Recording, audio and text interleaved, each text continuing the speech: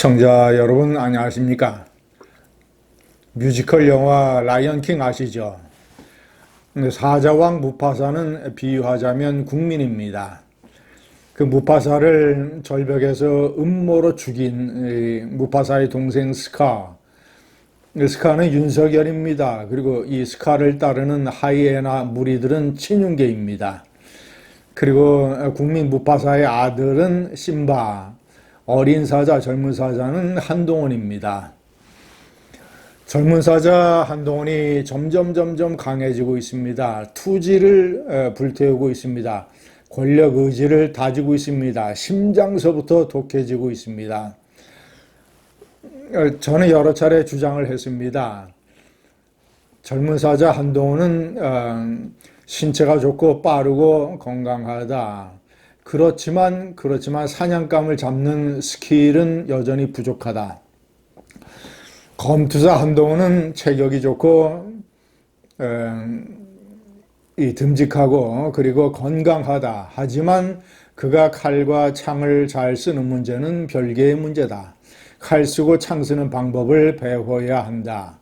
그래야만 정치판에서 권력을 잡는다라고 주장을 해왔습니다. 최근에 대통령 후보 경선이 끝난 이후에 차츰 이 강도를 높여가고 있는 한동훈, 저는 권력의지와 투지를 다지고 있다고 봅니다. 아주 바람직한 변화입니다. 그저께 본인의 라방에서 올린 이 동영상은 물론 이제 평균 동영상 조회수가 60만이 안팎이 되고 있습니다만 많은 사람들에게 회자되고 있습니다. 한동훈이가 법무부 장관을 통해서 사실상 정치권에 입문한 이래로 잘못된 것, 불의에 대해서 이렇게 강도 높게 비판을 한 것은 처음입니다. 야당 이재명의 문제 이런 것을 빼놓고 보수 내에서의 이 잘못 삐뚤어지는 꼬라지를 정면으로 강도 높게 비판한 것은 그 최강도 질타는 그저께 동영상이 처음입니다. 제가 아주 공감하고 윤석열에 대해서 분노를 느끼는 대목은 이런 것입니다. 계엄군에 동원된 직업군인들, 이 투시경을 개인 사비로 산 분도 있고 결혼 예물시계도 파손되고 이런 분들이 많은데 변상도 못 받고 있다.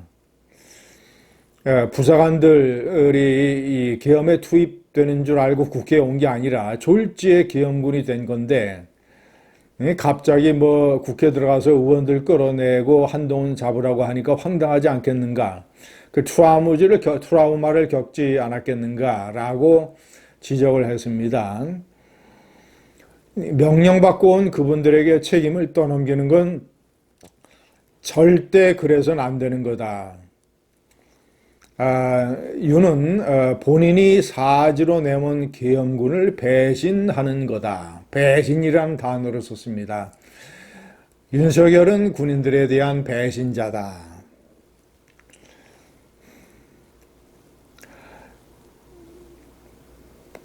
시청자 여러분, 윤석열은 배신자다.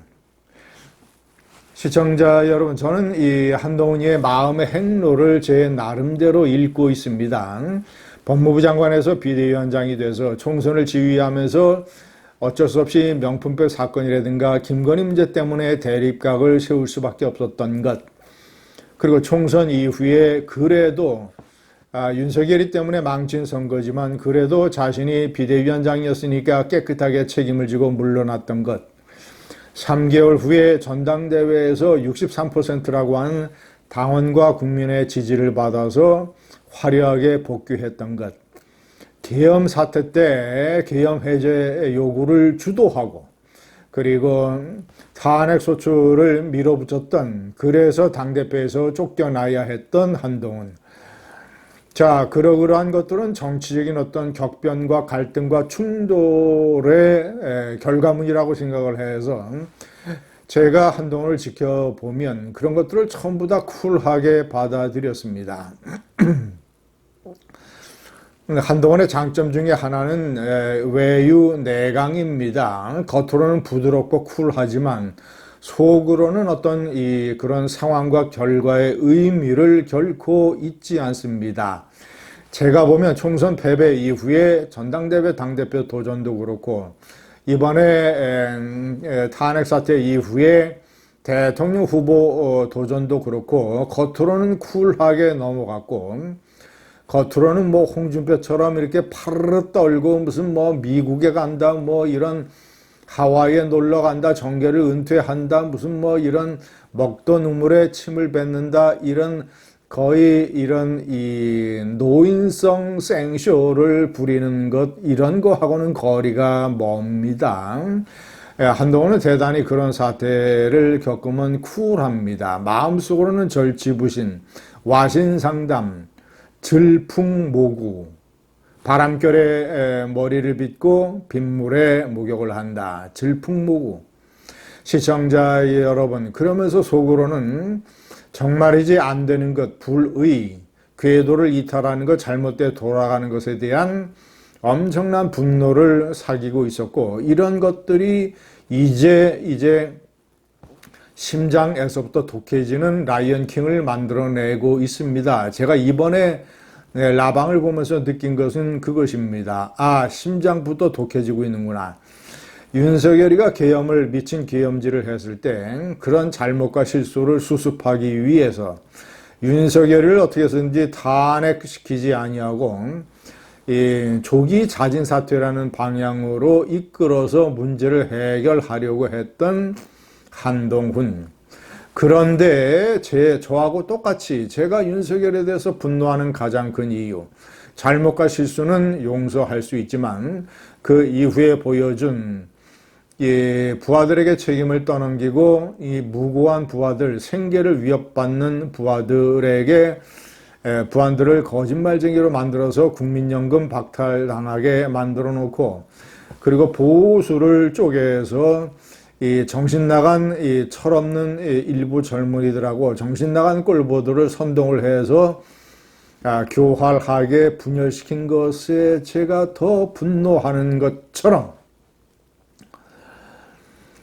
비겁과 교활을 제가 절대 용서할 수 없는 것처럼 한동훈도 제가 측근들의 얘기를 들어보면 그 계엄 탄핵 이후에 특히 파면 이후에 관저에서 아크로비스타로 돌아온 이후에 보여준 윤석열이의 주접떠는 행동에 대해서 엄청난 분노와 실망과 경멸에 가까운 감정을 느끼고 있다고 합니다.